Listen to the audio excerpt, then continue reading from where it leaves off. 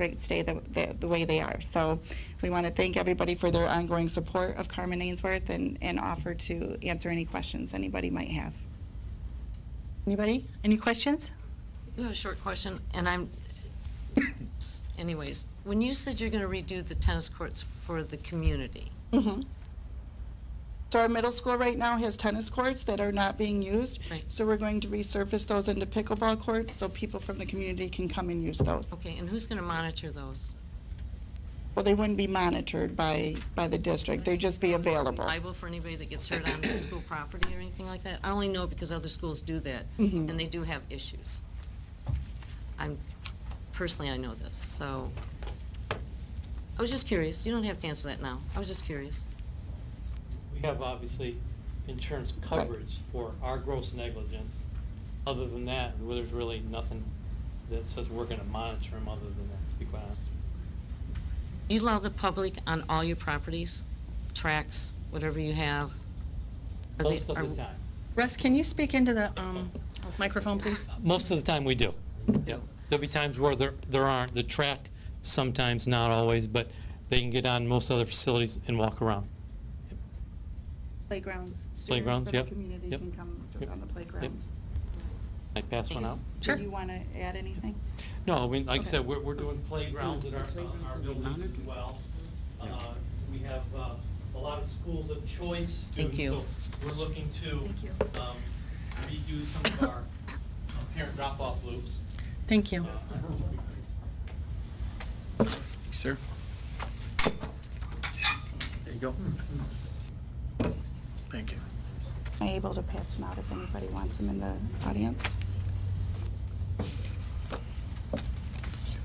Is it go ahead. So on there as well, there's a QR code for any questions if you want to take part in a survey, and we can get back with you in questions. And part of another QR code on there will help people get registered to vote. So I know you all have been through all that, but a lot of our residents have not been. Thank you. Any questions before they leave? Can we leave some Sure. at the entrance? Okay. Thank you very much. Thank you. Thanks. Move on to reports. I wanted to thank the Hughes for the community service that they do, not only here in the township. I know that you help out in other communities, but it was a concern of yours that the signal boxes at the intersections that were sprayed with graffiti were cleaned up and painted, and with their own money they bought paint, and they went out on a couple of different days and they painted over the graffiti on those signal boxes, and it helps the community just look much better. And I know there's other things you do, but thank you for taking an interest, and thank you for your time in doing that. I appreciate it. Thank you. Oh, no, I didn't mean to do that. Okay. So I marked it off, though. At this time, we'll go to public comment. I started the reports too early. So if you'd like to address the board, please come to the podium. You'll be given 4 minutes to address the board.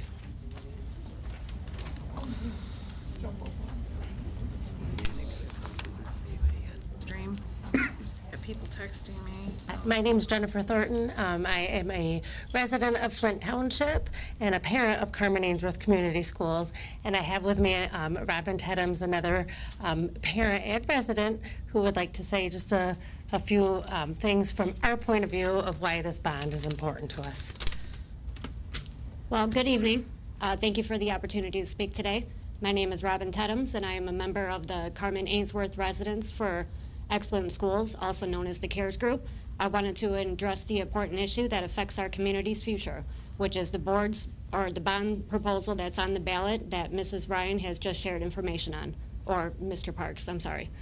Investing in our schools is investing in our children, our community, and our future. This bond will provide critical funding to ensure that our students have access to enhanced safety and security, quality education, updated facilities, and upgrading as essential resources in the arts and athletics. Teachers and staff are working tirelessly to give children the best start in their life, but they need the community support to continue doing the crucial work effectively. Our schools are the heart of our community, and supporting them benefits us all. The values of the homes in the township are a reflection of the health of the schools. For no additional cost or zero tax rate increase, we can provide schools with the necessary funds. So I urge everyone to vote yes on the school bond proposal. So let's come together and show our commitment to education and making a lasting positive impact on our home values in the community. Thank you. Thank you. Is there anyone else who would like to address the board?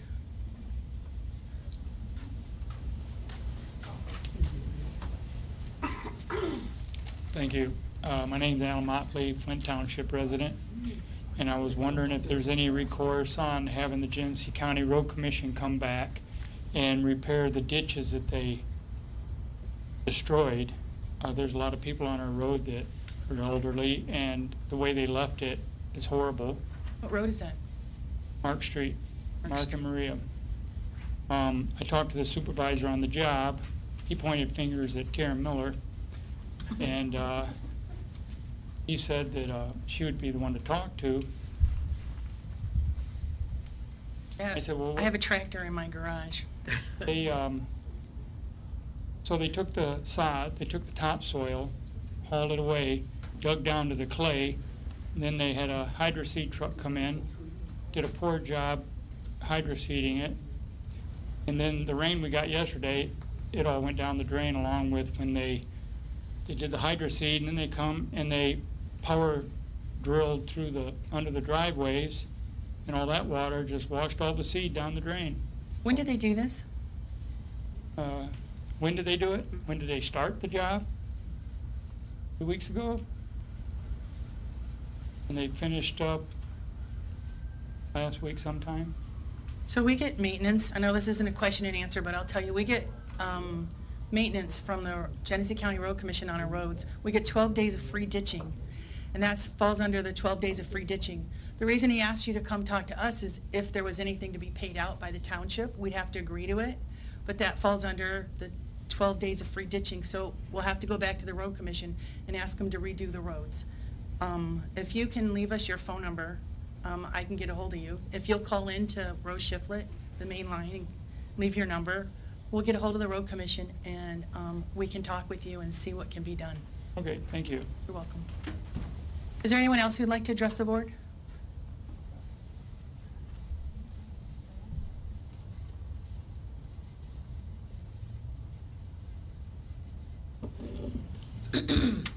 My name is Gerald Roberts, live at 4487 Lindywood Drive. I've lived in this township for over 50 years. I put 2 kids through Swartz Creek High School, grade school, right on up. Been a volunteer at Swartz Creek, soccer coach, referee, hours that I spent. Community service. I'm a senior now. I'm on a fixed income. I went to the Swartz Creek School. They also have a bond issue up, a renewal bond. No additional taxes, they say. But every year, we have an inflationary factor that's a multiplier that increases our taxes. Most people around here, I don't know, right now, it's paycheck to paycheck with the bills that are coming in right now. I'm on a fixed income. I look at this right here with regard to Carmen Ainsworth and Swartz Creek and the school systems. I've paid into the school systems over 50 years. My kids are done and gone. Now, these new kids that are in here, the new people that are there, they can enjoy the school systems, and they've improved tremendously. You look at that stadium we got over in Swartz Creek. Grass, turf, and everything like that. They want to renew a bond issue over there, it's just like they do in Carmen Ainsworth here.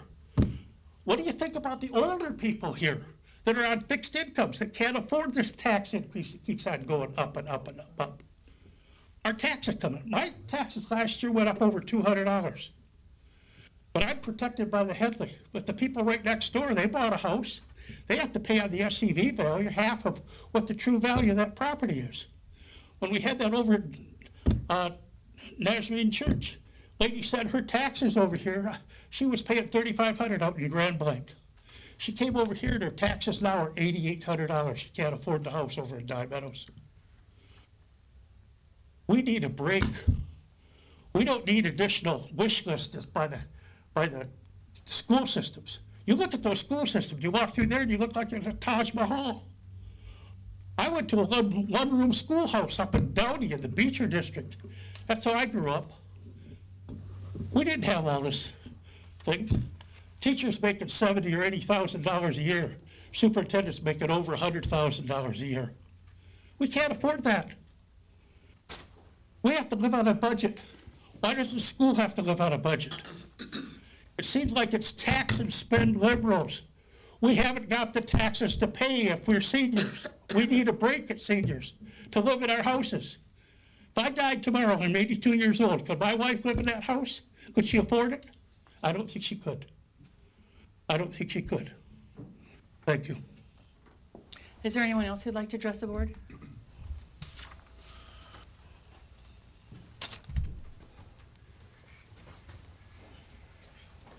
Kevin Stiff.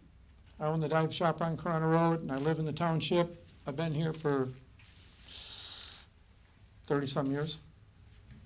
So I pay taxes coming and going. But normally I remind you guys of your positions. You guys are fiduciaries. Do you all understand that term? You're supposed to do what you do for us taxpayers, for our residents of this township.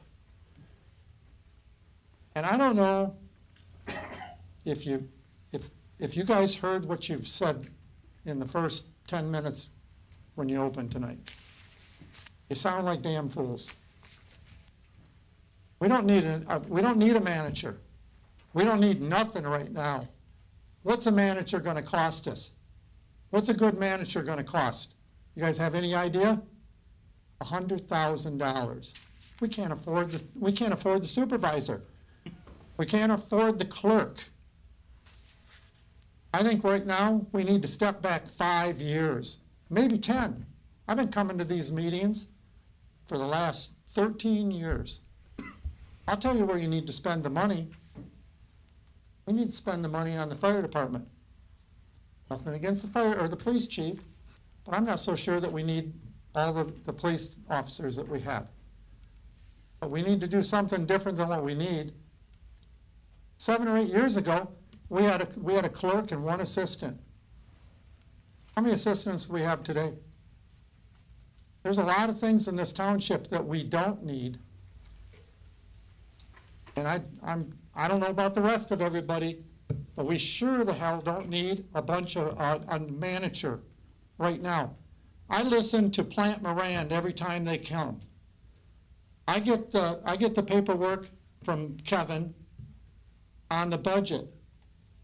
I own one business, but I manage my business, I do my paperwork, I do my taxes myself. I can read that, what he prints out, and over the last 4 or 5 years, I'm appalled at what's going on. You people we should put a mirror up here so that you can see yourselves, because you sure the hell don't understand what's going on. You need to stop. You all need. There's 2 of you right now. You're leaving, so you don't care. And most of the time when people leave all of this, you leave the township. No different than when the police officers retire. They have no money in this game. They retire and they leave the township. They don't care. So each and every one of them leave. And what do? They leave all of these residents for what? For us to hold the bag. Fiduciary. Go home tonight. It's in the Webster's Dictionary. And if you can't spell it, I can spell it for you. Get me when you walk out tonight. Is there anyone else who'd like to address the board? All righty, we'll move on to reports. I already gave mine. Madam Clerk? We have early voting starting October the 26th here at the township from 8 to 4:30. That goes through October the 4th. We have our elected election inspectors. Let's see, approved through our election commission. I believe that's it. Thank you. Mr. Treasurer? Real short one tonight. Just a small amount of monies that we swept with the sweep account again in the month of August. We took a full month, and we had a net roughly 19,000 and some change generated in the sewer and water, and roughly 11,000 in the general fund. So plus or minus 30 grand according to Kevin and I's conversations today. However, the one thing we did talk about was interest rates going down 0.5%, lowering. So we'll see how the September, October interest, it shouldn't hit us dramatically, but when we're generating 25 to 30,000 now in just that small account, we'll do that for 12 months. That's a pretty nice chunk of change that we'll add back into the revenue system, along with the other interests that we have. So that's my only one, and I have one item on the agenda. Any trustee reports? This way? Staff reports? Mrs. Tucker? I have one item on the agenda, just to let you know, we did have the Beecher Road CIA meeting last week, and they did approve their draft agenda, budget, so we'll have that to you at your next meeting. DDA will be meeting this Thursday at 9 a.m. To look at their draft agenda. So I'm hoping to have those both to you at the next meeting. Bristol Road CIA still has to meet again because they did not have a quorum at their last meeting. Thank you. Chief Wengler? Good evening, Board. Since the last board meeting on September 9th, the Police Department has responded to just under 1,200 calls for service.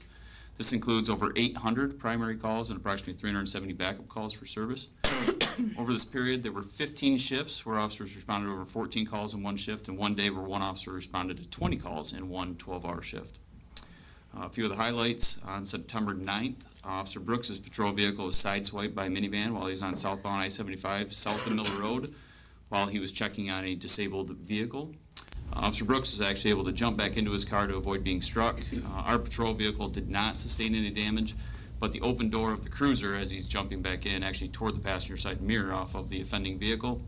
The offending driver was located and ticketed.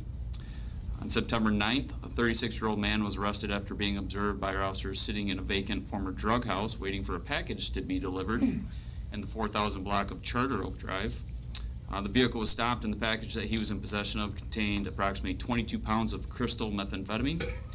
Terrence Brock was arraigned in the 67th District Court for felony charge of delivery, manufacturing of a controlled substance, 1,000 grams or more. He's also charged as a fourth offense habitual offender based upon his criminal history, which includes already having served federal prison time. In this case, we were assisted by the DEA and our FANG officer. And lastly, on September 17th, our police department had a large presence with assisting the Secret Service, along with other local police departments in Genesee County, to include the State Police and the Genesee County Sheriff's Office, with the visit to Flint by former President Donald Trump. I spoke with the resident agent in charge of the Secret Service in command of this detail afterwards. He reported it went very well, and he thanked the Flint Township Police Department for all of our help with the traffic points and assisting in the motorcade. That's the end of my report, and nothing for the agenda. Thank you. Chief Beckley? Thank you. Since the last board meeting, your fire department has responded to 53 incidents. Included in this number is 9 structure fire calls and 3 vehicle fires. Right now, year to date, your fire department is at 1,062 calls for service. On September 11th, we responded to a residential structure fire in the 4300 block at Dixon Drive. Fire crews arrived to find smoke conditions coming from the eaves of the home. Upon investigating, it was a basement fire inside of this home. Although the fire was quickly extinguished, a couple of pets that were inside of the house did not make it out, while several others were rescued by firefighters and turned over to their owners. On the 12th, we responded to a structure fire in the 5200 block of Corona Road. This was in a commercial building. The initial calls were that there was smoke inside of that building. Luckily, this is identified as a bad motor in an air conditioning unit, was isolated, and there was no damage to that building. On the 15th, at another business in the 5200 block of Corona Road, we were called to another structure fire in a freezer unit inside of Kroger. Luckily, upon arrival, that fire was pretty much out, and it was deemed to be an electrical issue, easily isolated, and there was no damage. On the 16th, we responded to a car fire southbound 75 near Corona Road. Upon arrival, fire crews found one car fully involved with fire, and the fire had also spread into the grass and ditch area next to the expressway. It was extremely dry, obviously, here over the last few weeks. This fire was quickly brought under control, and thank you to our police department for assisting with traffic on that incident. I believe while we were on that incident, people on the other side of the expressway, there was a 4 or 5 car accident. I believe we were assuming people were trying to watch the other vehicle on fire. So just a reminder, let your first responders do their jobs. Please drive safely around these emergency scenes and help keep us safe. On the 18th, we had a commercial structure fire in the 4200 block of Fenton Road. Crews arrived to find a commercial building almost completely involved in fire. This is about 3:20 in the morning. We did request assistance from Burton, Grambling Township, and the Swartz Creek Fire Department on that incident. It took us about 30 minutes to get that incident under control, but the cause of that fire is still under investigation at this time. Also on the 18th, we were called to the Genesee Valley Mall for a commercial structure fire again. This was a water leak that caused an electrical short inside of a box inside of the mall. Again, this was quickly isolated, and no fire was actually present there. We just finished up our annual hose testing last week. Our personnel completed the required annual testing on 19,950 feet of hose within our departments. Just under 4 miles of hose had to be removed from every fire truck, service tested as required, and then put back in service. So there's a lot of hours that go into that process. So just want to say thank you and good work to everyone that helped out. And we have 2 action items on the agenda this evening as well. Thank you. Thank you. Mr. McIntyre, do you have a report? Any committee report? Nope. We'll move on to payment of bills number 8, Mr. Treasurer. Thank you. Trustees, you all should have received copies of the invoices and disbursements via the emails. We had invoices in the amount of $1,720,555.45, and these were authorized by the board's purchasing policy. In addition, we have tax distributions in the amount of $19,988,675.71, totaling $21,709,231.16 in invoices and tax disbursements. Genesee County Drain Commission would also and will receive, including a $1,308,465.38 transfer of dollars to their account. That's my motion to pay that. Is there a second to the motion? I'll second it. We have a motion and a second, and is there any discussion on, or questions on the motion to pay the bills? I have a couple comments. One is I'm going to continue to vote no on the bills from here on out until the attorney fees are under control, until the township residents and the township board gets an accounting of the field assessment project or whatever was going on, because I think we all need to have that, and I'm not going to fill a FOIA to get it. So that's all I got to say. Thank you. Any other discussion or questions? Madam Clerk, roll call on the motion to pay the bills in the amount of $1,720,555.45. Supervisor Miller, Yes. Treasurer Clee, Yes. Trustee King, Yes. Trustee Leverett, Yes. Trustee Fabdall, Yes. Trustee Burt, No. Clerk Triplett, yes. Thank you, Thank you. Board.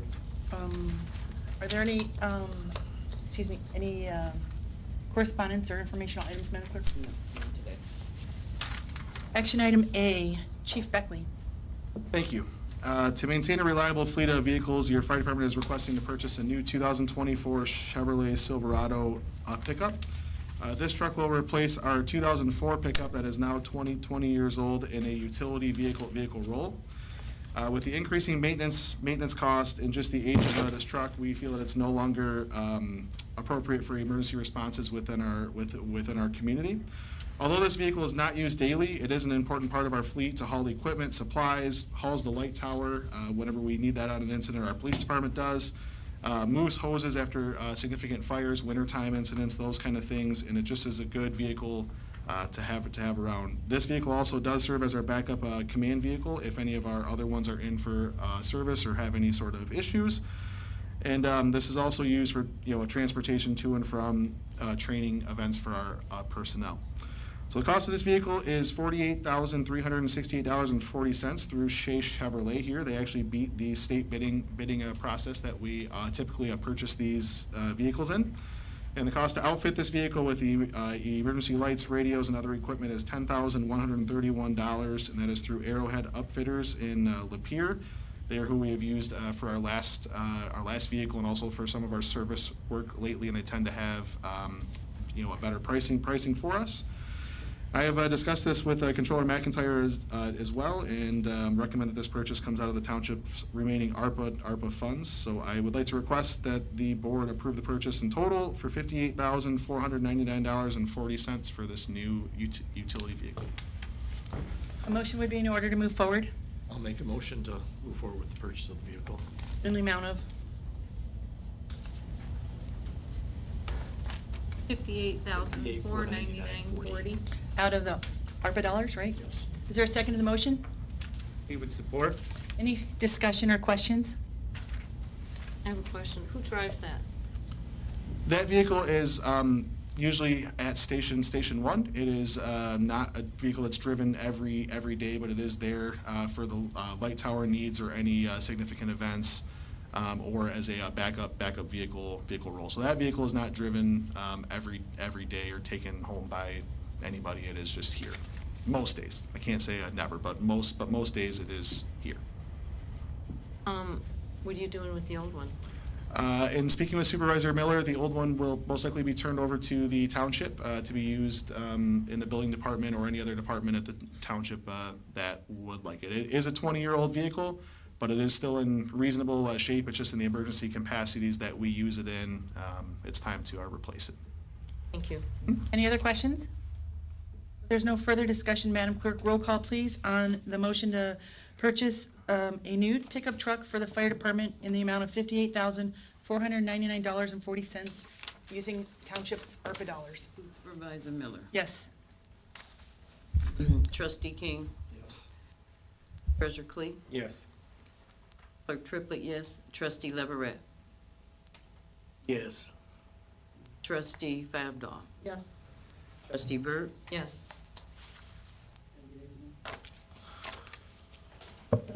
Keep track. You got 7 yeses? Thank you. I believe so. Thank you, Board. I counted 7. Action item B. Chief Beckley. Back to me. Yes, again, earlier this summer, we posted and did the recruitment process for on-call firefighters. Last meeting, this board graciously hired 6 candidates to attend the academy, which starts next Tuesday. Our 7th candidate, Haley Hooks, has successfully completed all pre-employment processes and is ready to begin with our department. As a reminder, the academy is ran through the Genesee County Association of Fire Chiefs, runs from October 2024 through the spring of 2025, and has no cost to Flint Township Fire Department due to the state funding that is received by our county. So with your approval, I'd like to hire Haley Hooks effective immediately as a probationary on-call firefighter to join our departments. We would move to accept the recommendation of the fire chief to hire the approval of the number 7 Haley Hooks, effective immediately as a probationary on-call firefighter. Is there a second to the motion? A second. Any further discussion? Any questions for Chief Beckley? Madam Clerk, roll call, please, on the hiring of on-call firefighter Haley Hooks, effective immediately. Treasurer Clee. Yes. Trustee King. Yes. Trustee Leverett. Yes. Clerk Triplett, yes. Supervisor Miller. Yes. Trustee Fabdaw. Yes. Trustee Burt. Yes. Thank you, Board. And just as a update, we did hold an orientation late last week for our new candidates, and they are excited to start the academy in just about a week and a half now, so we are moving in the right direction. Thank you. Thank you. Action item C is Mrs. Tucker. Excuse me. The Beach Road CIA, Bristol Road CIA, and Flint Township DDA all have approved, sorry, my minutes just went away. The holiday decorations to be put up again this year. They had contracts for them. It was in their budgets, and this is just for the permit for the road commission. Would someone like to make a motion? I'd like to make a motion to,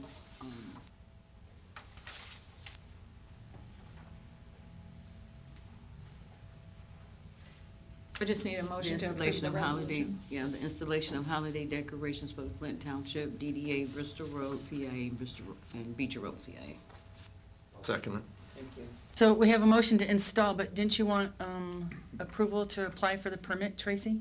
Yeah, I just need a motion to approve the permit application to the Genesee County Road Commission for the work in the right-of-way to install the holiday decorations in November with removal in January. I see it now, I was reading the first one. I know, you Did couldn't you find second it, it? and I completely lost my minutes, so I couldn't read it to you, so. Any questions or discussion? Technology. Yeah. No? Hearing none. All those in favor of approving, applying and approving for the Genesee County Road Commission permit for the holiday decoration signify by saying aye. Aye. Those opposed? That stands approved. Action item D, Fire Marshal.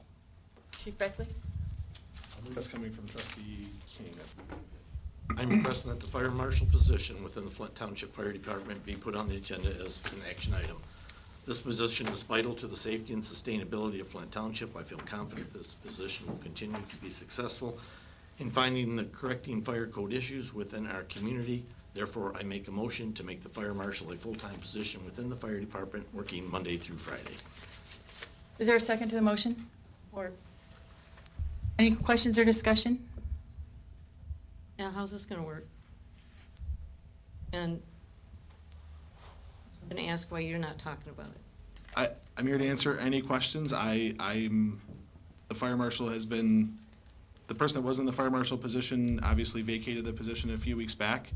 He has returned to 24-hour shift duty, and therefore that position is been open for the past few weeks.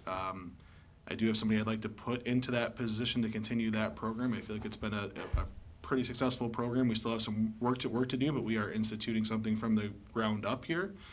But this came from Trustee King to put this back in. I'm working under the direction of what I've been told to do with the positions, and I'm here to answer any questions for the position or any information that I can offer. So we had the board agreed to a 2-year pilot program, Correct. and that was going to be funded out of ARPA dollars. Correct. We have used the cost recovery dollars, we've used inspection fees, but that fell short, and we used about $30,000 of ARPA dollars last year to fund the position. We have 13 firefighters. The person who filled the position for fire marshal was pulled out of rotation, which left the station open. How many days?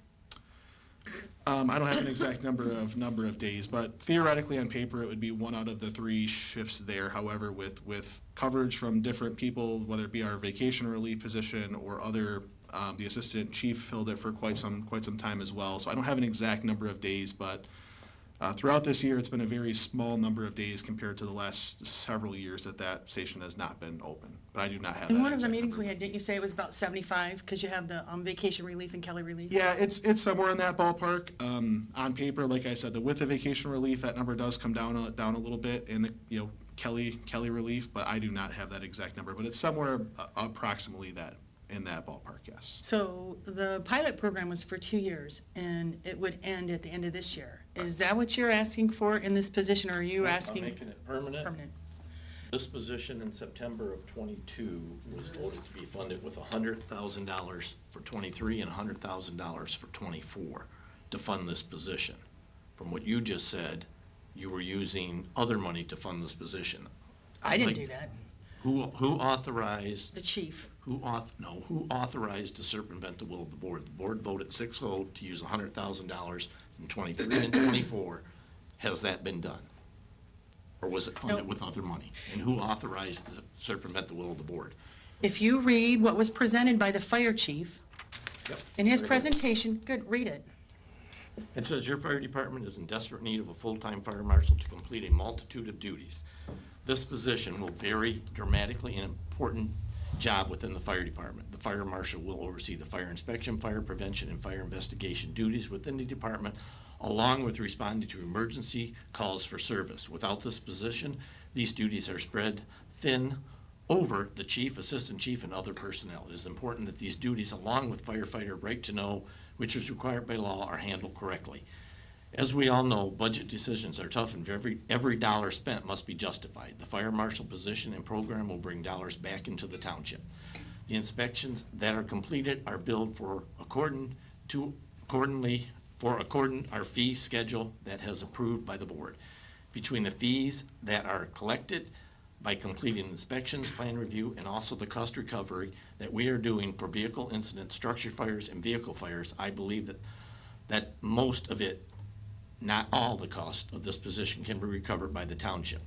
This will be a long and in-depth process to get up and running, but in the end, I feel it is invaluable to the safety of the residents, businesses, and visitors to the township. I would like to request that the township board approve a 2-year pilot program for a full-time fire marshal. This position will be a weekday 8-hour position that will be responsible for all the activities listed above. It is the intent after the 2 years is up and generated enough revenue between cost recovery and fees collected to continue self-funding the position. I am proposing the funding for this position for 2 years would be out of township ARPA funds. I would like to request allocations of $100,000 per year for both years of the pilot program, 23-24. This position will add an 11th full-time firefighter back into the fire department, allowing a fire marshal while still providing 24/7 coverage at stations 2 and 3. And the board voted motion to approve ARPA funding for full-time fire marshal position as presented. Right. And so there was $150,000 tagged for the fire marshal position out of ARPA, and then there was $180,000 tagged for the last firefighter hired. And because it says as presented, and in conversation with Chief Beckley, the cost recovery was used, and so was the inspection fees. Now, it seems logical that if the fire marshal is collecting inspection fees, that the inspection fees, which I assume the board was expecting would be used on the fire marshal position, who's generating the fees, those two things were used, the cost recovery and the inspection fees. Because I questioned that too. It was my understanding that the position would be paid out of ARPA dollars. But because as presented, he presents the fact that they're going to use cost recovery. And I think if you watch the board meeting, the question was, would the cost recovery and the inspection fees cover it? And it was, you thought it might, you weren't sure. We used $30,000 of ARPA. That's what happened because of what was presented. I wasn't at the board meeting, and we used cost recovery. We used inspection fees because he collects them for that position, and we used ARPA dollars. But if we set aside 150 for that position, we only use 29. Actually should have been 200 set aside, instead of Okay, 100,000 so each year. we set aside 200,000 for that position. And if we only use 29, then what's up? It's in the ARPA dollars. It's in the account. Who authorized the not? The board,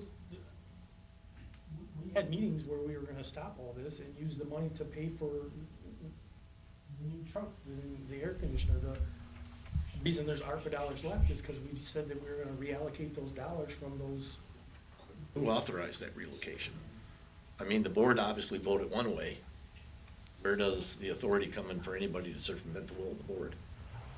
Well, I would assume that Brad would do that, or Tom Clee. They were at these meetings when we talked about that we were gonna stop doing it, and it was a great idea at the meeting. We were gonna change up the way we were doing stuff. Now all of a sudden it's not okay? One of the things that we had had a conversation about was if that money that they generated, which if I have my numbers or looking what I was given, we've generated close to $70,000 the first year.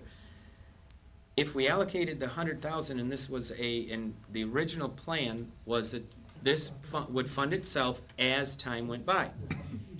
So you take $100,000 and you're gonna pay for that person from 23, and they're gonna generate some money. And the numbers were around $70,000 that they generated with cost recovery and their their investigative reviews. That money, in essence, should have been, or I thought was being set aside so that we would build a pool that as the next year rolled up, okay, 25, after the money from ARPA dollars is gone, you've got money that they used to generate, and that's moved ahead of the game, and that's sitting in the 25 pool. And we used $100,000, and correct me if I'm wrong, Kevin, $100,000 is a larger number than what it would take to cover the expenses for one firefighter for a year. That's about right, isn't it? It's about right. His cost, his medical, his insurance, how much? Depending on the person, it's 130 to 150,000. Is that with overtime, without? Yeah, we're looking at plain 8-hour shift, if it was a plain 8-hour shift. About 100, 125? You'd be in 120 to 140. 'Cause Okay. About $10,000 in overtime. Okay. So if that's still the case, the $100,000 that we had set aside for ARPA dollars would allow for us to put this person in place and allow that person to get out on the street and start generating a revenue stream back to the township, which that individual did. That individual did.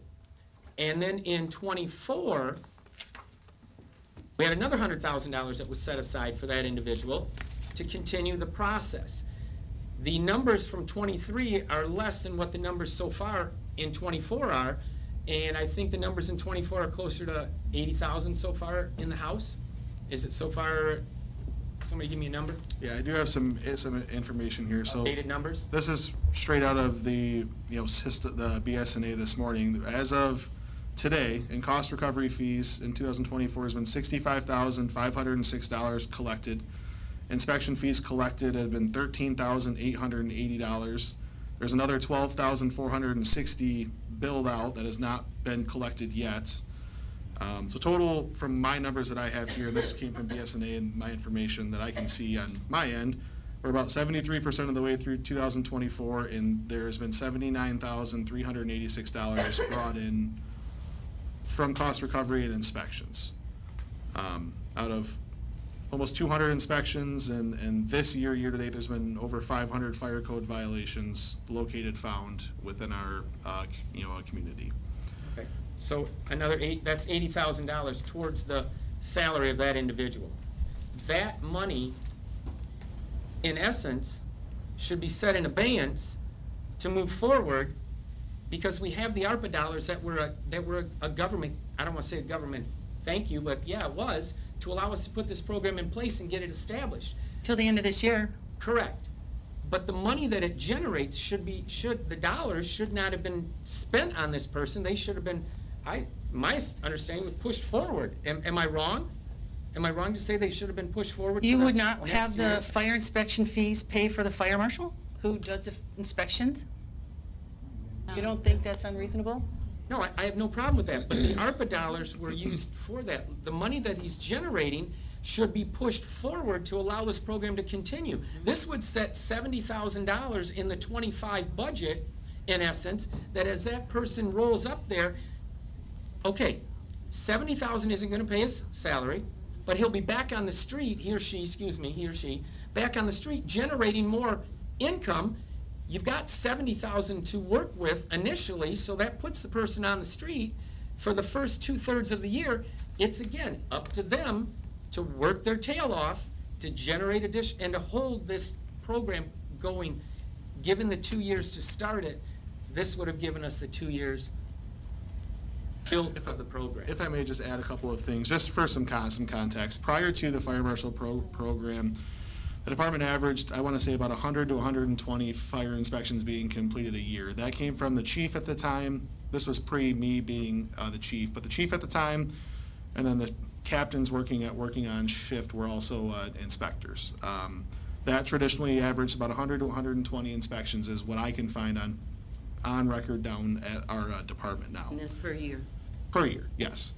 In the last year and What's that? Will you repeat that, please? Yes, there's about between 100 and 120 inspections a year. That was pretty much the average that was being completed each year. In the annual reports that I've found, again, our records aren't exactly perfect, and a lot of this was prior to me being with this department or in the roles that I'm in now. So I'm trying to dig back through old information. So this isn't perfect, but somewhere in that range of about 100, 120, maybe 150 inspections a year we're getting done on a good year.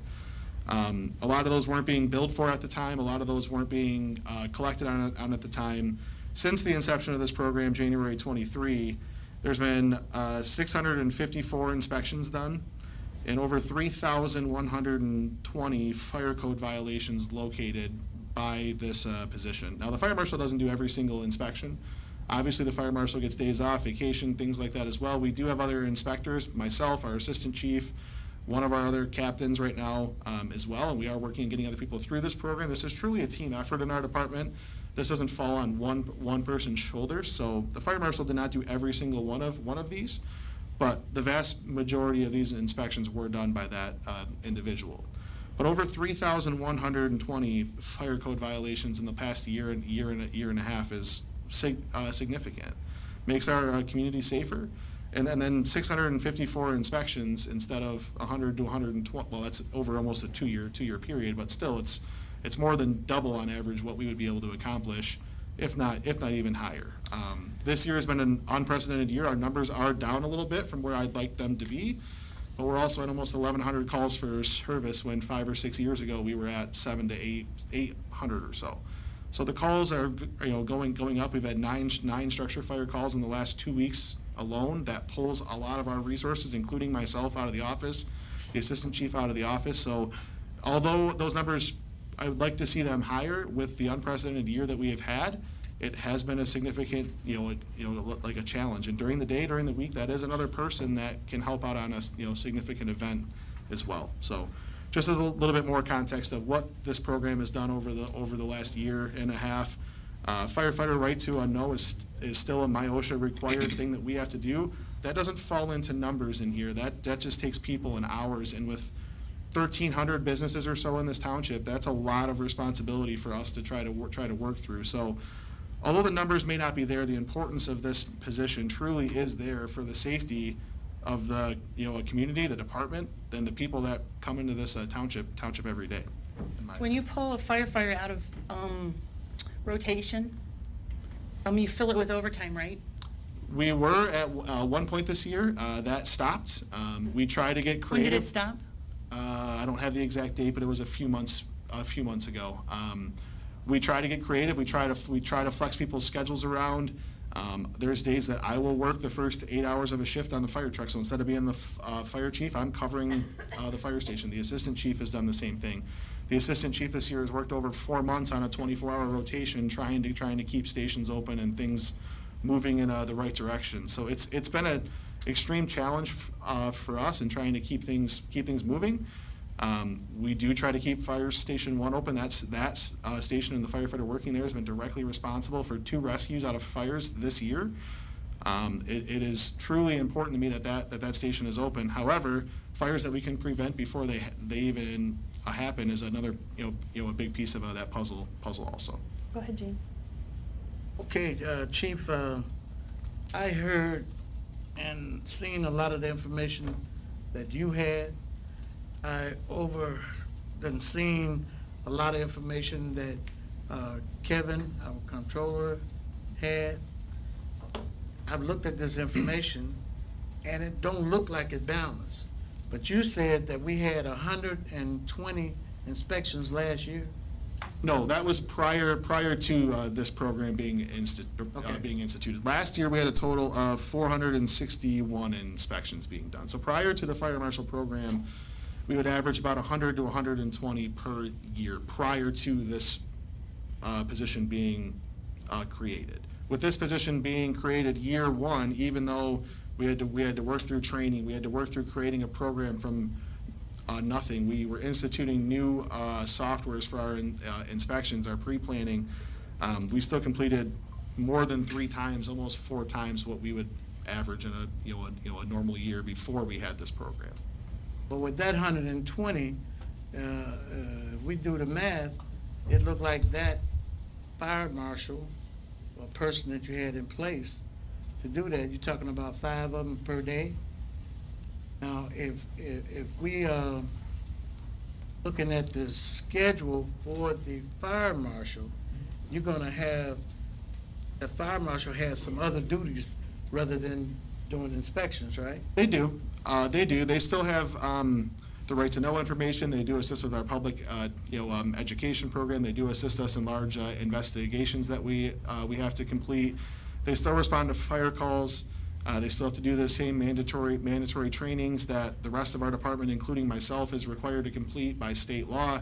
So they still do a lot of other things because they are still a firefighter within our department. So they're not just doing inspections, although that is the primary focus of their job, where when it's the people on the fire trucks doing it, their primary focus is responding to the emergency calls, doing all of the daily things that our full-time firefighters do, including their required truck checks, trainings or station duties. Our firefighters mow the lawns at stations 2 and 3.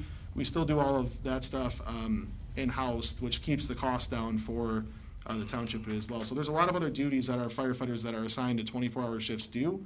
The reason for a 40-hour fire marshal position is to allow that person to focus as much time as they can on those tasks. But there is still other duties that are required of that position as well, just to be a firefighter. Well, the information that I've received, the information I've heard, talked about, and seen it in black and white, I think we hire a controller to make this information or make all of the whole process by numbers, and they don't look like they match to me. So let's hear from Kevin. Can we hear from Kevin about? I think somebody was motioning in the back that you get to the mic or something, Kevin, because they couldn't hear or something. Was that you, Terry? I think that's where we So I've ran the numbers for the cost recovery and the fire marshal fees that we've collected, and they are not enough to cover a salary. When you look at just the salary, it's not collecting enough to even pay the wages. The full cost of them, their retirement and the payroll taxes and all the other expenses, we're not even looking at, we're just looking at the salary. And even with all the cost recovery and all the fire fees, there's not collected enough to offset the salary. Not to mention, when you take a person out of rotation, you are covering with overtime 75 days a year. That covered near that many. There was only maybe a dozen or so. Brett, how much money, if we had a full program going, would inspections average every year, roughly? I mean, there's a lot of different ways that you can do this. I mean, I've seen departments that have no fire marshal. I've seen departments that have fire marshal divisions that have a dozen people in them.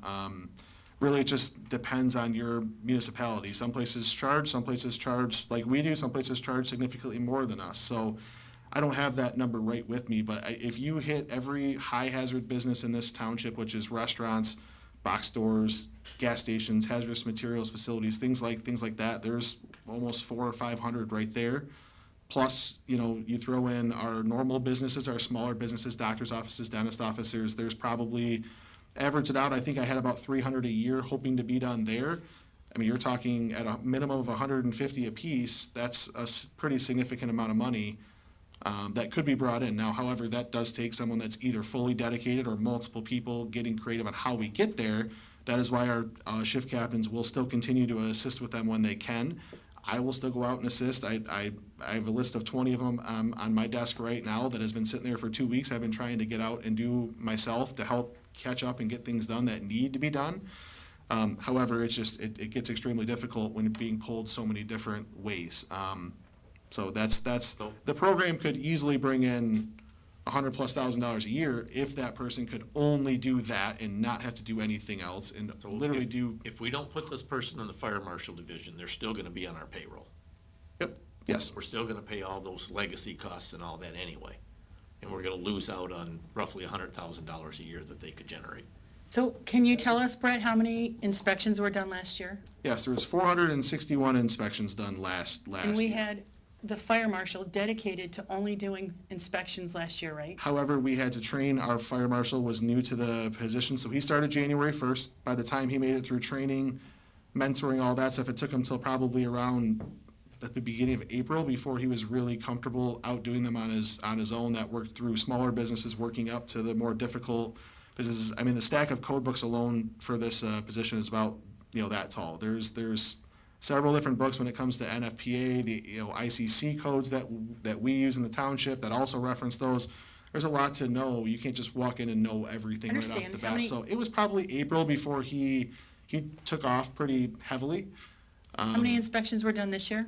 There's been just under 200, 193 done this year so I know far, we which haven't we are gotten to the end behind. of the year, but we're behind last year's. We are behind last year's. Like I said, this year's been a pretty unprecedented year.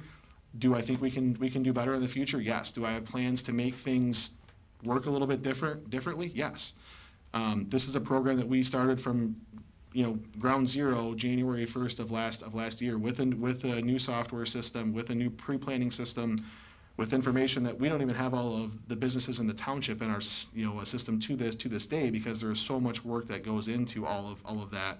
So we're still trying to build from the ground up. We're maybe only 50-60% of the way there, but we have made a huge impact in this community. We found a lot of things that were pretty significant. We still have a long ways to go. Is it perfect? No. Is it ever going to be perfect? Probably not. But are we going to continue to strive to make it as good as we can and to make a difference and make it safer for this township? Absolutely. And this position, I feel, is a very important piece of the puzzle. It is called a fire inspection, but they're truly life safety inspections. Whether it is a tornado, a power outage, a fire, evacuation for any other reason, the things that we look for make it safe for people to get out of that building in any emergency situation that happens. Although it's called a fire inspection and falls under the jurisdiction of our department, there's so much more that goes into it than just if there's a building on fire. He's not the only one that does inspections, though. There's 3 other people certified to do that, correct? That's correct, yes. Yep. That's myself, the assistant chief, and one of our other captains. And I've maybe only done, 10 or 15 this year. Assistant Chief Rowley has done almost none, I think, if any, this year. Captain Ruby has done a few that he's been able to get out and accomplish, but again, he's working a 24-hour shift at Station 1 with the most apparatus, the most vehicles that he has to take care of, the biggest response area, and backs up both stations every day on every call that they go to. So he has probably the least amount of time. But it is extremely difficult to get those of us that have other tasks and other roles to be able to just break free for a day or even a half a day and go out and try to accomplish inspections. So the first year we did about 400 inspections. This year? 460, yep. 460. This year it's going to be about half that? It'll definitely go up between now and the end of the year. We still have 3 months left. Like I said, I have about 20 on my desk right now that I need to get out and get to. I know Assistant Chief Rowley is the same, and I know that we're going to continue to push forward from there. So we will definitely be over half. I don't have that exact number. A lot of it depends on call volume. Are calls going to continue to rise? Are they not going to? We had a few weeks earlier, I think in August, that it kind of calmed down a little bit for a few weeks, and then of course in the last 2 weeks has been extremely busy. So it just really depends on the call volume and what else is happening in the department. So even if we met that goal at 100,000, that still falls short. Is that correct, Kevin, of what's necessary to fund? I mean, I know it depends on who is. If you're just looking at wages, you're about 100,000, just wages. But there's also all the healthcare and all the taxes that are required through the payroll system and all of the retirement costs. And those are substantial costs that fire person is 130, 140,000. But when you say you don't want to count overtime, there's no possible way you can include overtime in those numbers. It's going to cause overtime. Him taking a person out of rotation caused overtime. We used the entire overtime budget by August. It's going to cause overtime. And even if he's already here and he's there, you're taking a person out of rotation, which closes that station, and it's filled with overtime. Never I find it interesting also on the topic of that station being closed is so hot and heavy when, since what, 2009 it's been closed? Yeah. Yes. It hasn't been closed, it's been unmanned on certain days. There's, Pretty much been closed. well, it's Now- available for someone to go get a truck. If you have somebody available who knows how to drive one. True. There's a revenue piece that I still don't see if anybody's really seeing it. Yes, Kevin, I agree You're with you. saying that you want to take those revenues and put them where? We have to use the ARPA dollars by the end of the year. Correct. So we had this meeting and you said, let's reallocate those dollars and spend them now. And The allocated dollars were budgeted for 23 and 24, and we put them in the budget. We voted on it that we would spend them in those 2 years. That's what we had to establish with the government, correct? We had to say, correct? I'm aware of that. Okay. That's correct. And they had to be But spent you before sat in this meeting and 2025. changed it. But they had to be spent before 2025. Well, the conversation came that, okay, we've got an overtime issue. We have an issue of not as many inspections being handled. What's wrong? How can we fix this? What can we do a little better? I'm still struggling with the fact that if this whole program, the way it was established, was to build on itself, wouldn't revenue coming in be more beneficial than revenue just, no offense, Brett, Chief, I'm sorry, no offense to you to say just to pay a firefighter just his wages and his overtime, and the same with you, Brad. If that individual is bringing money in the door to help offset their cost, I think that's a better situation, and it makes it safer all the way across the board, whether, You think we should spend $10,000 to make $10? no, I didn't say that. I didn't say that. That kind of sounds like what you're saying. No, I Any didn't- revenue is better than nothing? I think that we need to look at what is the potential here, and we're losing the fact that we've got 90 more days, we've got October, November, and December, that we should have given it a full shot. We didn't, we had some conversation, it went a lot of different ways, but the fire marshal as a public safety person, but as a firefighter as well, they're still gonna be out there fighting fire. Yes, they may not, and it may cause Station 1 not to have a man at it after 5 o'clock in the evening, because that particular individual is working 8 to 5, 5 days a week. Who's that? What position? The fire marshal. That's not what they've done. I know that's what the letter says. He's worked 4 10-hour days, sometimes 3 days a week.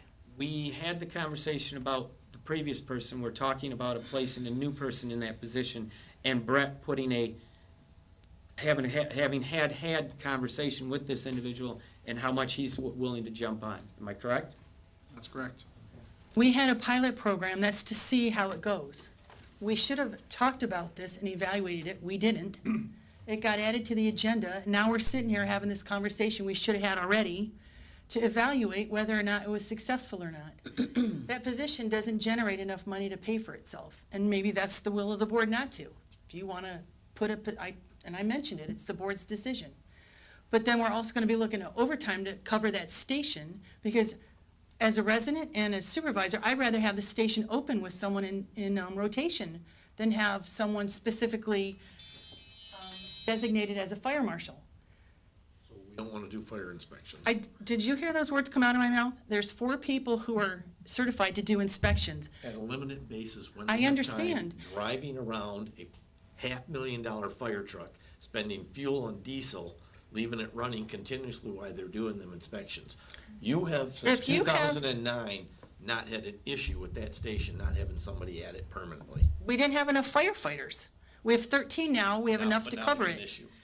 We didn't have a fire marshal for 25 years, I think, because we couldn't afford it. We tried one year putting it in the budget, we budgeted $100,000 of revenue, they fell way short, like, We're just 75. not gonna do. I'm not We're saying, gonna do limited, let me finish, we're gonna do limited fire marshal inspections when these guys have time, in hopes that nothing else goes wrong if they don't get to a business, risking employees within that business, the citizens who frequent that business, and Well, just we- hope that all the business owners out there will comply with the laws of the state of Michigan when it comes to what they're supposed to be We have doing. inspections through the building department also. They do not do fire inspections. No, They're not I didn't say certified they fire did. I'm You just saying said they do inspections. They're not they do. certified fire inspectors. No, I didn't say they were certified fire inspections. I'm saying there's risk management here. Do we want someone to be in the station and have that station open 24/7, or do we want a fire marshal? That's the bottom line, and what can we afford? That's the question. Go ahead, Gene. Am I in order to make a motion? There's already a motion second on the floor. Good. Any other question? So, Chief Beckley, were you aware that, I mean, you mentioned it in your letter to the board, were you aware that cost recovery fees and inspection fees were going toward paying the fire marshal? I was under the assumption, based off what I put in that letter, that the $100,000 a year was supposed to go towards that individual. But you and I have had conversations on several occasions that that's what was being done. And again, I can't change the will of the board, and I can't say how money is being spent. That's not my position. All I can do is request. I asked you if you were aware of it. I was made aware of it recently, but I was not aware that that's how it was going on since the beginning. I was made aware recently in conversations over the last few months.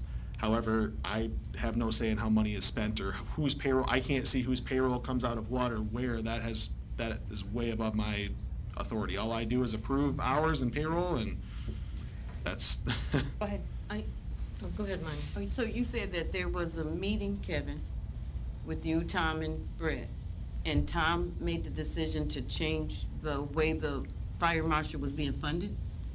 He said that if we stopped funding those positions, that we could take the money and then spend it on other things, because we didn't want to commit those ARPA dollars. In case something happens, if someone quits, we have to give the money back for ARPA. You need to have it earmarked by the end of this year. Which that was for next year and going forward. For And this year, that was specific for the firefighter that we are supplementing his income with, and that would have been the young gentleman. That was the specific on that. This conversation was not about the marshal. This was about the young man that we hired and said we need to commit that young man money. And we looked in here and said we have monies to be able to do that with and keep Then we talked about discontinuing the fire marshal, because the fire marshal went back to the 24s, and rather than he had to come up with a schedule, you said you weren't gonna fill the fire marshal position. The board would have to make that decision, not you guys sitting Right. at the table without the Right. board And being present. we've said that. I've told you that I'm just one vote, that the board decides on. What we're talking about is the funding of the fire marshal's position with cost recovery and fee inspections.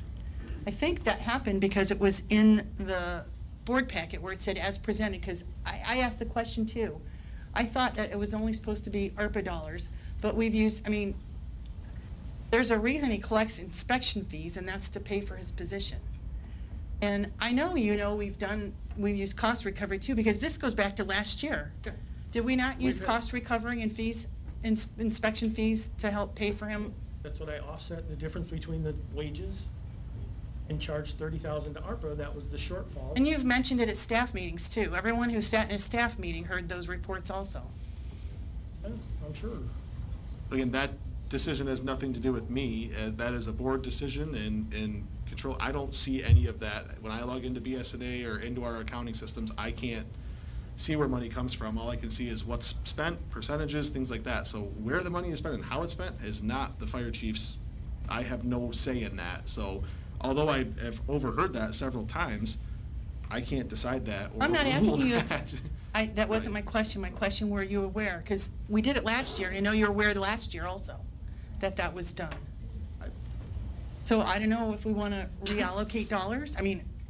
What's done is done from last year. I'll have to. If you're saying that I had to do this, then I can't fix last year's, because those are already, the books are closed. But I'll have to do it this year, and then we can't spend any more ARPAs. You just voted to fix an air conditioner and spend more on a truck. Those dollars are probably, you can't spend them twice. My assumption was that we weren't gonna do those programs. If we are, then you don't have any money to spend on the other things that you've already started to vote yes on. Because last year we used cost recovery and inspection fees Yeah. and then supplemented And with the when we were at the ARPA. meeting, it was decided that the fire marshal position was gonna stop because it wasn't generating enough revenue to pay for itself. So, I just assumed someone would take care of it, or go to the board and change it. If it's not gonna be changed, then I definitely have to change it back. Some questions? Go ahead. So, we don't have a fire marshal right now. That's correct. That person just, The fire marshal position is a lateral move within the union contract. It's not a promotion, it's not a demotion, it's nothing like that. It's a lateral transfer, basically, That from a person 24-hour requested? position. That person requested to move back to 24-hour shifts, yes. So that was about 2 weeks ago or 3 weeks ago, I want to say. And then I was told that we are putting everyone on 24-hour shifts and that we are not refilling that position right now. Everyone will be on 24s except for the assistant chief and myself, and that's where we stand right now. okay. So, I know that I have asked and requested before for the board, everybody to have a list of the inspections and who did them. Like an example, the Tina's in April, by this person, this is what we found. I have not received anything, and I think some people have got some type of projection or numbers in that, and I know I don't have that, so everybody didn't get that. And then, I can send that out to everybody if they'd like. It's a simple Excel spreadsheet. I think Supervisor Miller has most of them. I don't know if you have all of this I here. don't have any from last year. Okay, I can send that. It's just a simple date range and an Excel spreadsheet. I can send that to the entire board if they would like that. That's fine. so you don't know how many inspections that person did total? I don't have that breakdown in front of me right now. I can get that for you. That's no issue. I will say most of the inspections that got done last year, I would say a high percentage. My guess is 90+% were done by that individual last year. I do not have an exact number with me. It's just my memory from 9 months ago or a year ago. I'm fairly confident that person did 90+% of the inspections last year. Okay, why did he decide to leave that position? It was more due to personal reasons, I believe. I do not have an exact reason to share with you, but he decided it was in the best interest of himself and his career to return to his last assignment. Also, I know that one time, what year was it, they said they had 1,200 inspections that was per year. That was before I was here. I've heard that. I've heard that number. 2014. So they said they did 1,200 with no fire marshal, so I find that interesting. Me as well, because I don't know how that would be possible. So- That information was presented when they, Presented to the board.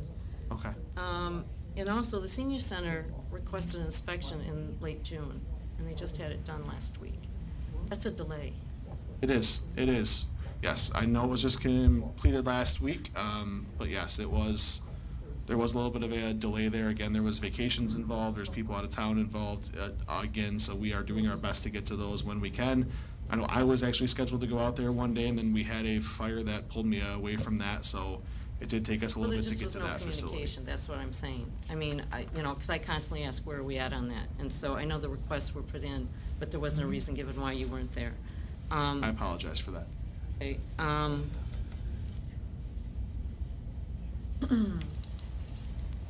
what hours did that person work? So I sat down once we got the fire marshal and assistant chief in place. We discussed schedules and how this would work best to provide coverage for a high-ranking officer to be around the township as much as possible. So we did, the assistant chief and fire marshal worked 410s for most of the last year and a half. They asked that for more of a balance, and it actually provided us more coverage for a high-ranking officer to be here. Instead of everyone working 8 to 4 or 8 to 4:30 and only having 40 hours a week of a person here, by working 410s, they typically offset their schedules as much as possible to work one Monday through Thursday, one Tuesday through Friday, or they would ask me if they could flex around days, which has been common. And we would actually provide another 10 hours a week, most weeks, of having a command officer here 50 hours a week, 10 hours, five days a week instead of only 4 days a week. That's what we tried for. It didn't always happen that way, but most weeks we did try to have somebody here more. It was our goal. So it was a 40-hour position. I understand it was pointed out to me by Supervisor Miller that I actually put an 8-hour position in this memo. I apologize for that because contractually there is the leeway there for them. They brought that to me. I saw some benefits there in having that and worked through it that way. So they were still 40-hour employees. They typically worked 4 10s instead of 5 8s most weeks. That was both the assistant chief and fire marshal. Any other questions? Exciting. No. I'm just gonna make a statement. I just don't see how this can work. We have somebody here who's incredible with numbers, Mr. McIntyre, and he's saying very different than what people on the board are saying. And, you know, I just, something seems off.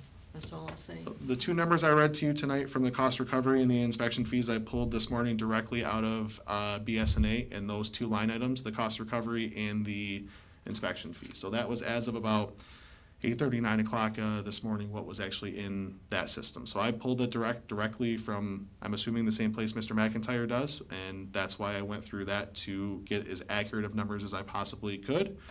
I know that we had more money billed out to Consumers Energy and other things like that. I did not include that information, those numbers in here because those are not hard numbers that we can, count on coming in. I included what I can see in the same, a system that we all access, so. Is it not stated by the supervisors to request that person be put back in rotation in January of this year? It was, however, the will of the board was what I went off of was this memo, and plus I do believe that is a very important position within this department. That position will prevent issues before it happens. That position could save lives. That position makes our township safer, cleaner, and a better place to be. Most communities that have thriving business districts have a well-ran and well-organized fire marshal division. Some are only one person, some are multiple of people. I do believe that position is very important, and that's why I brought forward a pilot program, 2 years ago now, to try to move forward and try to help us get to bridge that gap. So Chief Beckley and I and Clerk Triplett and Treasurer Klee had a meeting, and I was asked in February, actually, I don't know if it was all the way back to January. They needed help, and he asked for some suggestions, and we suggested if you're that desperate to get coverage and more help, have the fire marshal go back in rotation to cover the shifts and hire some part-time people. So, yeah, there were some suggestions made. Based on the numbers, I don't think we can afford to have a fire marshal fill that position and pull him out of rotation. I mean, we may have ARPA dollars that go to the end of this year. We won't have any ARPA dollars going forward, and this is gonna cost more on top of the overtime to fill that station when it's unmanned. I mean, anybody have anything else to say? And I multiplied you said 460 or 66? 461. 460, roughly, that's about $69,000, and that's, Our inspection fees were different last year as well. Those were changed, I believe, going into, I have to look well, back. I whether it was multiplied it 23 by, or you said 24. was it 150 or 185? I have to look back. They were 85 prior It- to the increases that we made, so those are So your different goal now. would be about 500 inspections a year, Or more, yes. and it's $185? They are 150 or 200, and that does include 2 inspections. So that's an initial inspection and a follow-up inspection is that fee. So it's not that every time. Still short, but anyway, go ahead, Gene. I think that we had a lengthy discussion, but in favor of what I've heard coming from the controller, we've hired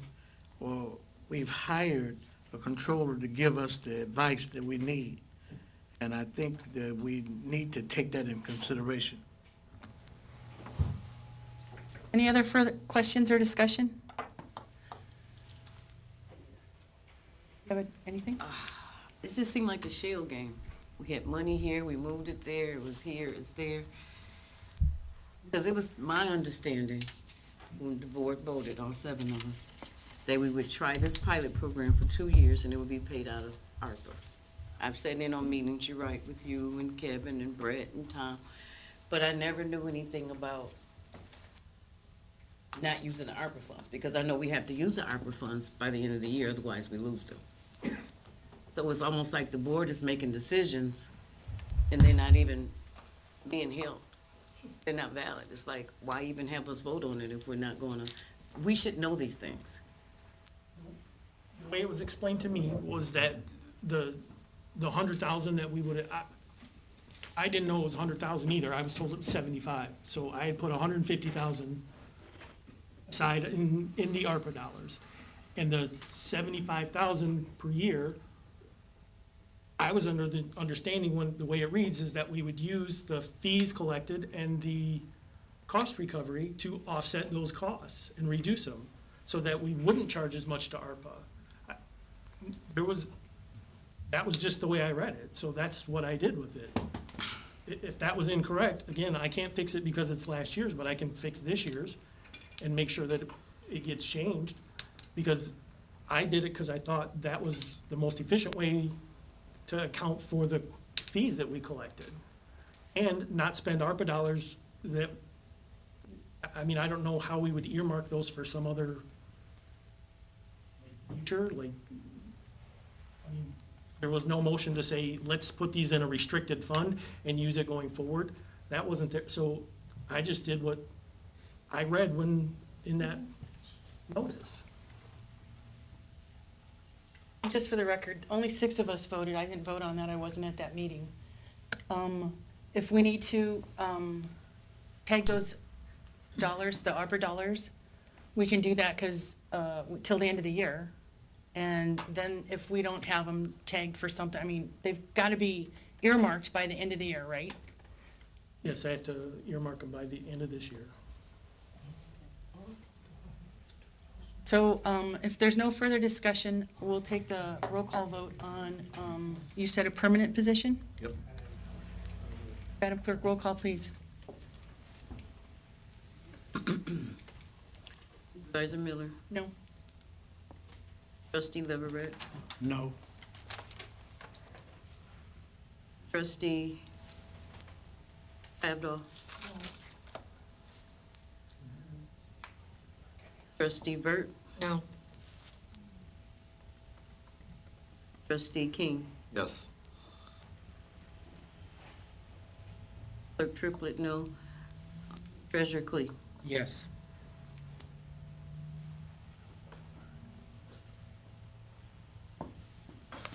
Thank you. We'll move to action item E.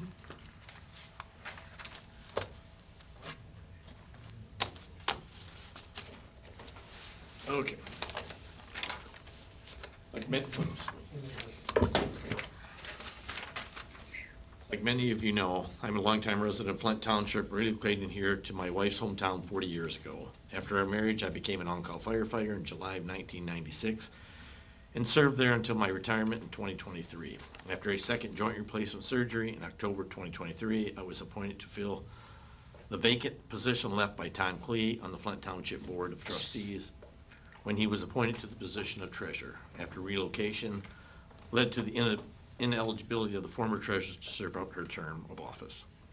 Since October, I have taken my duties as a township board member very seriously, even initiating some very controversial and unpopular conversations. I am proud of the mark that I have made on Flint Township politics, even though many of my positions have not been well received. They have created tough conversations about the future of the Flint Township and specifically its public services. Conversations that need to continue because the health, safety, and well-being of the residents of the township is at risk. It has become apparent in my year or so on the Board of Trustees that running a township the size of Flint Township requires much more than a 7-member Board of Trustees. In order to be successful in the future, the Charter Township of Flint must respond to the challenging, growing, and demanding needs of our complex and diverse community. We need leadership that is educated, has experience at economic development, budget planning, and a background in community relations, human relations, and administrative services. The 1960s through 1990s, the Flint Township was a hotbed of growth and relevance in Genesee County and the state of Michigan. However, poor leadership with no thought of the future and an epic failure on the part of governing bodies to adapt to changes in economic conditions surrounding our community has led to this rapid economic decline. Increasing crime rate, deteriorating neighborhoods. When I hired into the township in 1996, we were the 12th largest township in the state of Michigan, around 1,240, of around 1,240. We are now 25th largest. Other communities face the very same challenges, but are thriving. What sets them apart is the existence of professional, trained, and educated superintendent or manager who is skilled in the handling of day-to-day operations throughout the ever-changing political, economic, and policy climates. I therefore move that the Charter Township of Flint adopt a strong administrative model as provided for in the Charter Townships Act, Section MCL 4210, and appoint a superintendent to assume all functions and statutory duties, including running the day-to-day operations of the township and acting as an ex facto member of boards and committees effective immediately. The supervisor will remain the chair of the Board of Trustees and a member of the Board of Trustees with equal pay and stature to the 4 part-time residents. If this motion passes, there is other motions and a resolution that will go with it. Who wrote that? I wrote that. So you want to hire a superintendent, that's your motion, what are we going to pay him? That will, if this passes, that will come out in another motion. I think it's necessary information to have in order to vote on that. Want me to add this motion to that motion? I don't know what you're doing because you haven't shared it with the whole board. It's obvious you've shared it with 4 people. 5, Anybody who has called me, I have explained that to them. Well, You why have would I chose not call to. you? Hold on, you have not. Barb, when I got a hold of you, you never have time. If you want to know, Text me if you what- want to know something that I know, don't wave your hands at me. If you want to know something that I know, you can call me. No. So I have a If you don't question, call, Mr. that's not King. my problem. You put a magazine article on the agenda. I read it. Why would I call you and ask you, are we going to hire a superintendent? If you have information What it was about. and you wouldn't share that, did you get information, Carol? You didn't have any conversation about? Called me and asked me about it. Did you receive any information besides what's in the agenda packet? Did you speak with Tom or Mr. King about a superintendent position? Yes. Did you call him? No. He called you? Manya, did you get any information about the superintendent position? Did you call him? I don't think it make a difference. It does to me. If he's reached out to Carol, Jean, and Tom, and you, and not me and Barb, I think that borders on a violation of the Open Meetings Act, that you guys have decided this You can pull beforehand. other members of the board without asking them how they're going to vote by law. I didn't, you've already decided this. What do you mean? I haven't decided nothing. Oh, yes, you have. I've decided my vote. All right. We've got a motion. How much are we going to pay this superintendent? That will be up to the people left on the personnel committee to discuss a contract. It's not Do we up have to me. qualifications for this person? Do you have any information besides the Township Focus magazine article that you've put in the? Township Personnel Committee will negotiate this contract with who they find. It Is is that what you not guys my want? place, So- nor do I have the authority to negotiate a No, but wage or a this- contract with somebody who doesn't exist. So we're gonna go find someone. This article that you put in here says that this community hired a professional, hold on, I underlined it. Like 3 or 4 years. Manager and superintendent. They hired a professional search firm. You want the personnel committee to do the work of a professional search firm. Sure, You MMR, have Michigan nothing Neighbor. besides a title. You don't have duties, you don't have a job description, you don't have qualifications, and you don't have a salary. But you want us to go and hire someone to do this work. I think this is Yes, ill sir. thought out. Michigan Municipal League will do a search for us. We can get criterias from them. I'm sure Michigan Township Association offers the same services. I don't doubt it. I don't doubt we can hire a professional firm. I think it needs to be done, and we need to get somebody who's not political. Political is deciding what we're going to do outside these meetings. That's exactly what you've done with this issue and the assessment that you tried to force on the township residents back in February. Getting a little excited here, aren't we? No, you know what, Greg? I don't disagree. I think a township manager is better than a superintendent. Because why? Because the other townships have township managers. They've done a Franklin good job. Township, which you refer to quite often as a superintendent. They have a township manager. They have a township Okay, superintendent. we don't need to argue, and maybe we should ask Grambling Township for the job description, the duties, and their pay. I know it's over 100,000. Can you give us an idea of how much you're planning on paying this person? We could end up paying this person $100,000. That's not my decision until Okay. it comes to the board. Let's ask, because none of this has been discussed. Do we have $100,000 laying around that we could pay somebody else to do your job? This isn't the Your controller's job, yes. decision. This is a board decision. I didn't ask him if he's gonna hire somebody. I said, do we have the funds to hire a superintendent? At least $100,000? No, we don't, no. What's our deficit gonna be next year? What's our deficit with Flagstone? At least $500,000. What's our deficit with Flagstone gonna be when they get the final bill? That's a special assessment. There's not gonna be. What's the deficit gonna be? You sat right here at a board meeting and said the people in Flagstone wanted a 15-year assessment because they couldn't afford a 5, 7, or 10-year. And now The you're gonna entire- sit here and say, They can't hear you. The board voted on giving them 15-year assessment. When they pay the money back, the deficit's zero because they're gonna pay it back. how much is it right now that you moved to the road fund? We- 1.1 million? The board voted to, no, it's more, 1.4 million. What's it The- gonna be when we get the final bill, or have we already got the final bill? We have not, we haven't gotten the final bill. We're going to get the final bill. We're gonna borrow that money, because the board voted to do that. We're gonna pay the bill, and then we're gonna receive the assessments as the board voted over the next 15 years. I don't understand how that has anything to do with this. That was a board Because you just decision. brought up deficits. So, do you not understand that the Yes, I money's gonna be understand repaid? very well. You don't need to yell. Then don't yell at me. I'm telling you, the money's gonna be repaid. It is. I'm asking the controller, in considering this motion, is there any money to hire a superintendent? No. No, thank you. I have a question. Who approved this agenda?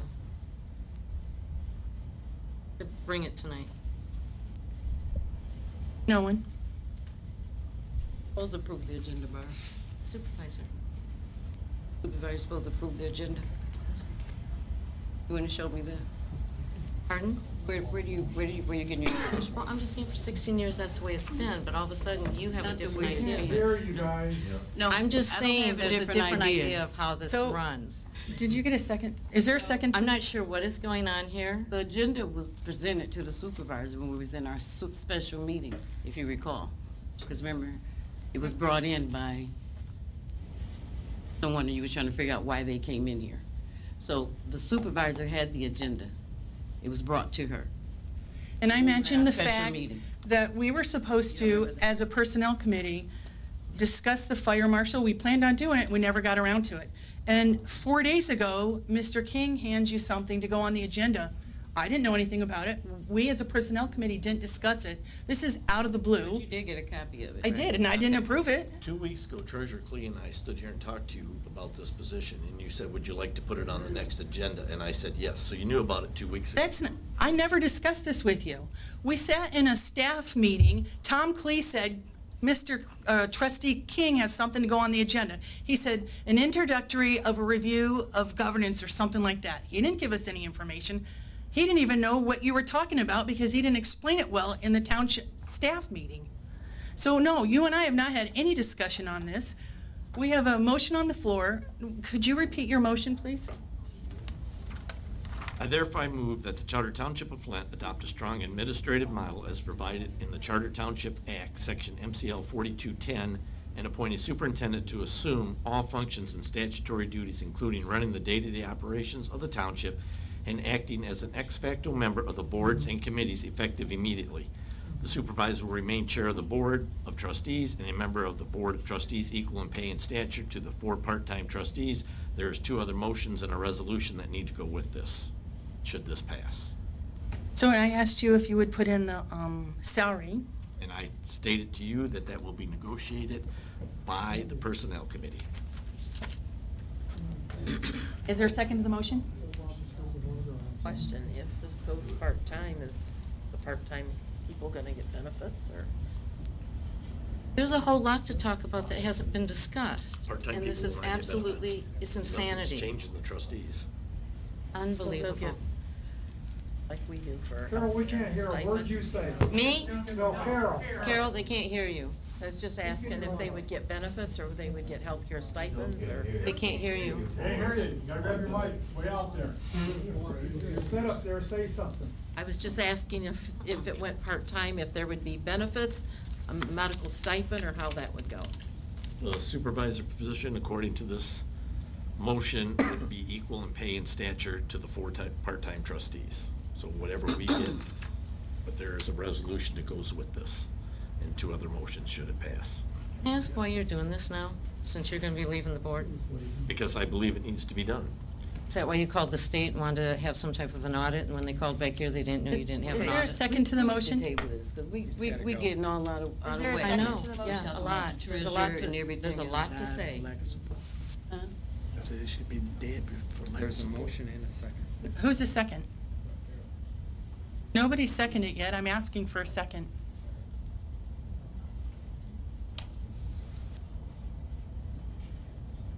So that we could get, you said Explorer? That's the one, No, we shut that down. But There's a motion on the They floor. shut it down, so it's a motion on the floor. Greg King has a So what we got motion. to do now is finish the, with the vote. We don't have a second. Nope. So it died for lack of support. Okay, so it dies for lack of support. With no further objection, and if there's no further business, we'll call the meeting adjourned.